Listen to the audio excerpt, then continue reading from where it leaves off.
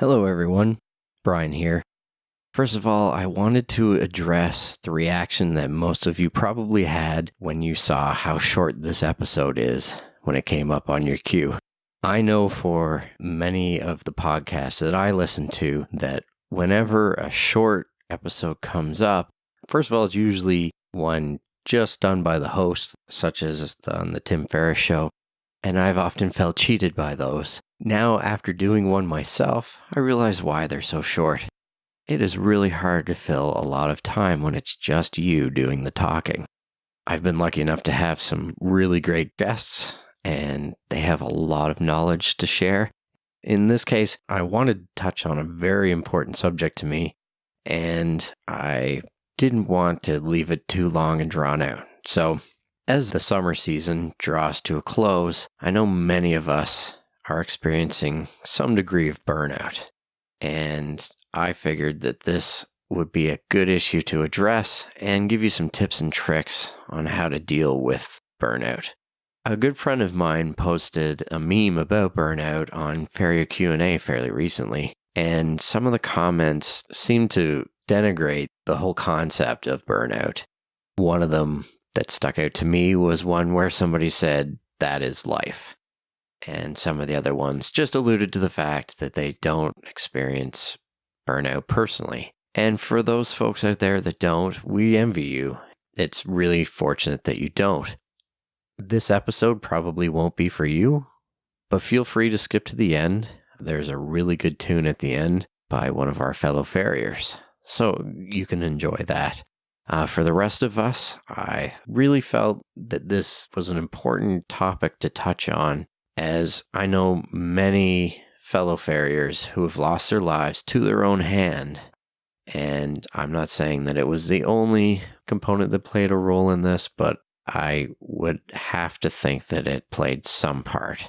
And I just felt that it was important to share some research I had done on the topic on ways to avoid getting into those tough spots. So I hope some of you find this helpful. It's okay. You don't have to be tough all the time, and you don't have to be a perpetual motion machine, as I say at the end of the episode. So please enjoy.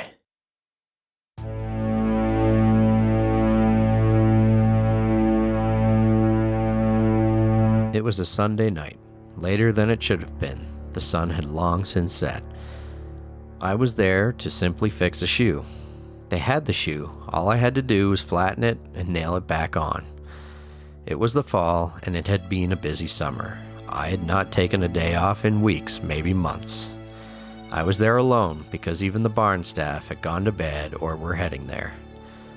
All I had to do was flatten the shoe, but it was one of those ones that are so sprung that when you flatten it, it no longer fits the foot. Now all I had to do was adjust it to fit, and I couldn't get the shape. I walked back and forth to the horse about 30 times. My mind started to race. The voice of the inner critic started up and got progressively louder. What's wrong with you? Why can't you do this? This should be so simple. The horse was even starting to lose patience, and he had been pretty generous with it. I was in a state. It felt like the night was never going to end. It's getting towards the end of the summer, and everyone in our industry, from the trainers and grooms to the vets and farriers, are most likely experiencing a degree of burnout. The demands on all of us to keep the horses and their owners happy and performing well on the various competition circuits have been growing exponentially by this point. Our industry is not like the average 9-to-5 job. Our clients don't consider 5 o'clock a boundary, nor do they consider the weekend one. Any well-intentioned attempts at a work-life balance have long been abandoned by this point in the year. Your friends and family start to joke that they don't remember what you look like. When a horse comes up lame or isn't performing as well as its owner feels it should, fingers are pointed, blame is passed. It's human nature to want an answer, and usually we bear the brunt of that when things don't go as planned or a horse becomes unsound. Our craftsmanship is scrutinized and criticized often by people who don't know the intricacies of what we do. Their misinformed opinions become the prescription they want us to follow. 12-hour days of hot sun, biting flies, and irritated horses. We are all tired, and our tolerance for anything annoying is in short supply. Our communication skills start to fail, personal and professional relationships become strained. It's a perfect storm, and it takes its toll. The Mayo Clinic defines burnout as follows. Quote, "Job burnout is a special type of work-related stress, a state of physical or emotional exhaustion that also involves a sense of reduced accomplishment and a loss of personal identity." Unquote. In her book, The Happiness Track, Dr. Emma Seppala listed some of the symptoms of burnout outlined by the Mayo Clinic. Becoming cynical or critical at work, dragging yourself to work and having a hard time motivating yourself once there, becoming irritable or impatient with colleagues or clients, lacking the energy needed to be productive, lacking satisfaction when you achieve something, feeling disillusioned about your work. Are some of these ringing true for some of you? If so, you may be suffering from a wee bit of the burnouts. What can you do? Many of my guests have had some great answers when I put the question to them. So here are a few of them. Spend time with the things that are important in life, family, friends. I just realized that's why I do what I do. I love my job. At the same time, that's what keeps me going, is those relationships. The key takeaway to Sarah Vanderpool's advice is to not let yourself become isolated. Reach out to your family or contact your friends who all think you've left the country. At home, my partner Amanda and I host family fun nights with many of our horsey friends.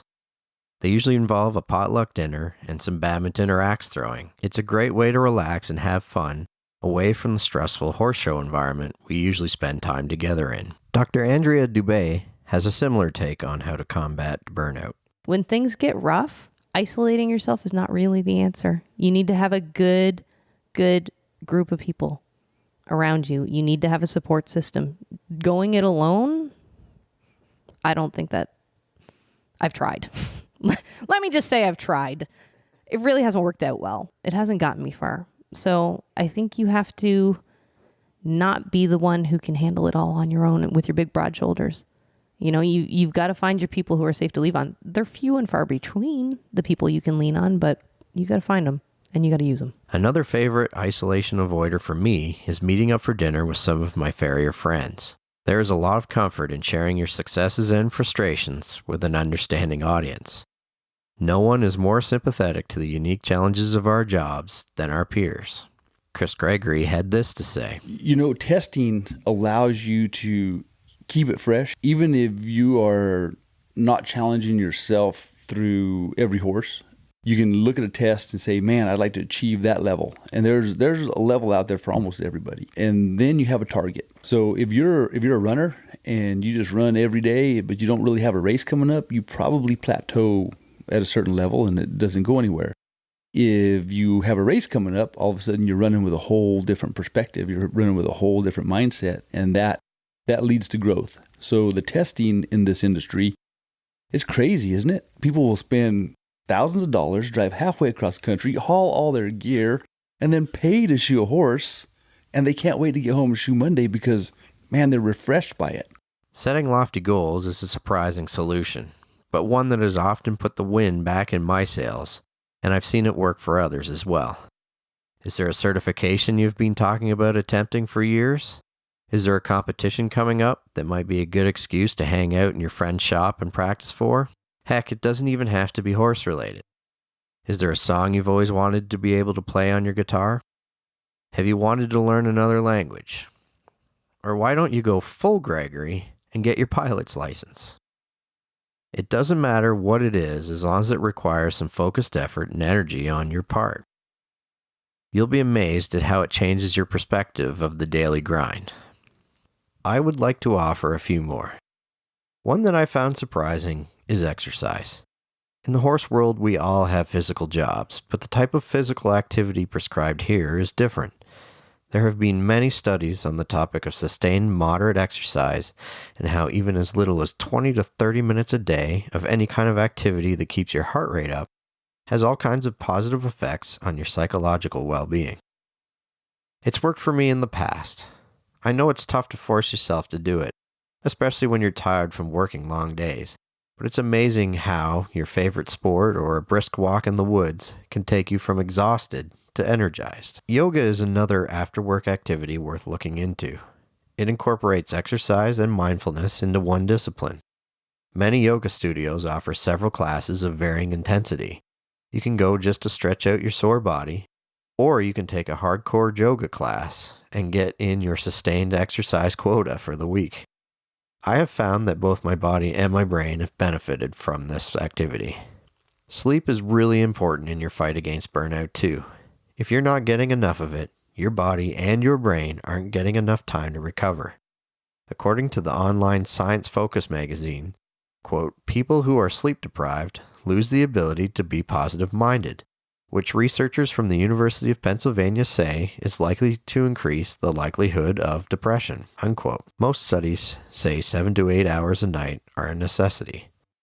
If you're struggling to get to sleep, one thing that may be hindering you is that last look at your Facebook feed before you nod off. For most of human history, we have spent our evenings in the dark.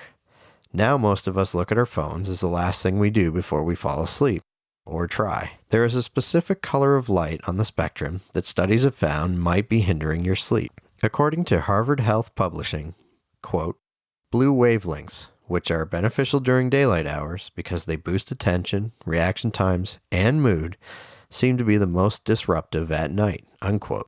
Melatonin is a hormone that tells your body when to sleep. According to the article, studies have shown that blue light greatly suppresses melatonin production and can interfere with a person's circadian rhythm. It also suggests that you, quote, avoid looking at bright screens beginning 2 to 3 hours before bed, unquote. I know that's a tall order for many of us, but if you're struggling to sleep and counting sheep just isn't working, maybe it's worth putting your phone on the bedside table to charge a little earlier in your evening. Meditation is another great burnout remedy. It's about sitting and paying focused attention to a specific thing, such as your breathing or the sounds around you. The idea is to recognize when you have lost this focus and have been distracted by your thoughts. Sometimes I can go for minutes on a train of thought before I realize that this is happening. Then you're supposed to bring your attention back to the initial thing that you had intended to focus on in the practice. The idea behind this is that over time you'll begin to recognize that your thoughts are often just thoughts, and that they don't have to necessarily carry the weight that you give them. I ask most of my guests if they meditate, and I do this because I am surprised at how many people have made meditation part of their daily routine, but have never told anyone about it. I try to spend about 10 minutes every morning meditating before work. I use an app where I have a guided session. I found that left to my own devices, my mind would wander and never come back, whereas having the guide, I am brought back to the practice over and over again. The Headspace and Calm apps have been recommended by several friends, but I personally use the Waking Up app. They are all subscription-based, but they offer trial sessions to test them out. I strongly believe that they're worth the money.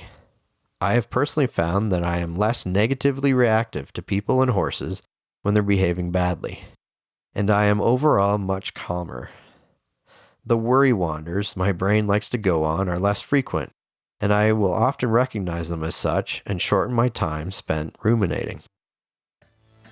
That dreadful night I started this episode with became my catalyst for change. I eventually got the shoe on the horse, and he got to go back to bed. I canceled all of my calls the next morning and stocked firewood for most of that day. I went online, and through the Psychology Today website's Find a Therapist page, I did just that. Sometimes, all of the other solutions I offered in this episode might not work. The burnout will be much more than a conversation with friends or a brisk walk can remedy. Sometimes you can become so fried, there doesn't seem like there's any way out of it. If you ever find yourself in this place, don't hesitate to seek help from a professional. They're skilled folks just like us. They've got advice and tools that can help you get back on track to enjoying the career you were once so passionate about. Psychology Today's Find a Therapist page is well laid out, and you can simply type in your zip or postal code and find someone nearby. There are also several online counseling services available if there aren't any therapists close by, or if you can't make it to appointments because of the hours you're working. The therapist really helped me to sort out some of my work-life balance issues, and to get back in the game again, refreshed and engaged. She used the metaphor of the coffee cup to explain things to me. We give so much of ourselves in this job, literally our blood and sweat. When we don't take the time to do the things that refill our cup, we eventually run out and become empty. This job is all-encompassing for most of us, so we have to be careful to still make time for the things that we also care about, the things that fill our cups. Thank you for sticking with me on this discussion about burnout. I strongly felt it was a really important conversation to have. We're all in this together, and I'm glad to have such great folks as my peers. If someone you know seems to be suffering from the symptoms I mentioned earlier, ask them to join you or a group for dinner. Maybe you could share some of this information or your own experiences of this common problem with them. Sometimes it's enough just to learn we aren't alone and that no one is a perpetual motion machine. It's okay to get tired, and it's okay to get frustrated. That's all part of the job. Until next time, take care of yourselves and each other out there. Thank you for listening.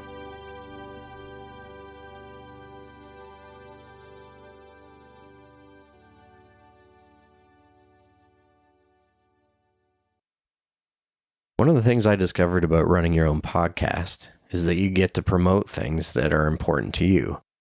Music has always been one of those things for me, so I thought I would end the episode today with a song by one of our own, Jarrod Morris out of Aubrey, Texas.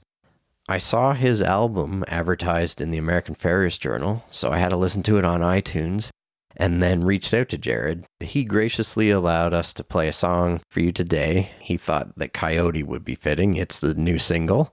He is available on all of the social media sites, all the usual ones like Instagram, Facebook, Twitter. His album is available on iTunes, and he is actually going to be doing a tour around the Southwest, so look out for him to come to a town near you.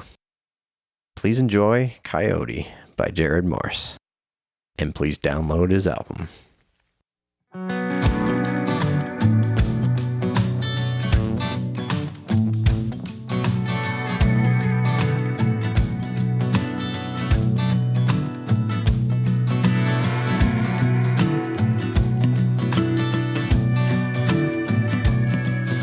The sun goes down, then they come around. A couple of shots and they look a little better now. Whispering something in your ear, your back pocket moves, now it's crystal clear. They wanna build you up just to bring you down. Yippee-ki-yo, yippee-ki-yo, listen to that sound. Everybody knows when they try to stay, you gotta shoot them down. Beautiful and wonderful as they might seem, every time, every night I think I might take one home. I take another look at my skull, but it's just another damn coyote.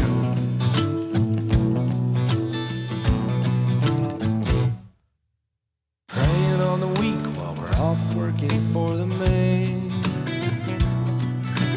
Proud on their feet, can't spend it like they can. Now I ain't saying there's a problem taking one out or calling in a few and knocking them down. Don't be fooled when they try to stick around, 'cause you know why they stick around. Yippee-ki-yo, yippee-ki-yo, listen to that sound. Everybody knows when they try to stay, gotta shoot them down. Beautiful and wonderful as they might seem, every time, every night I think I might take one home. I take another look at my scope, it's just another damn coyote. Yeah.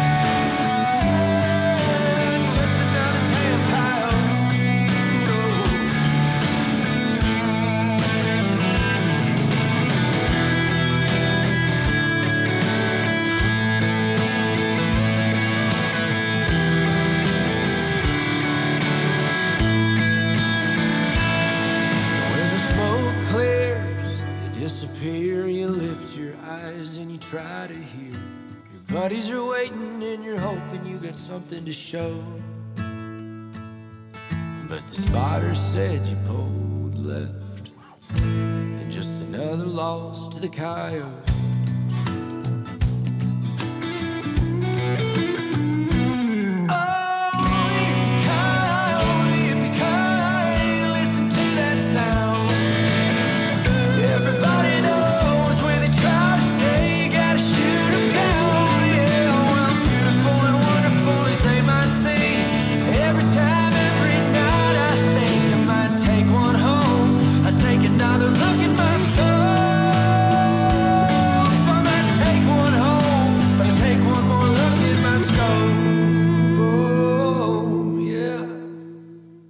It's just another damn coyote.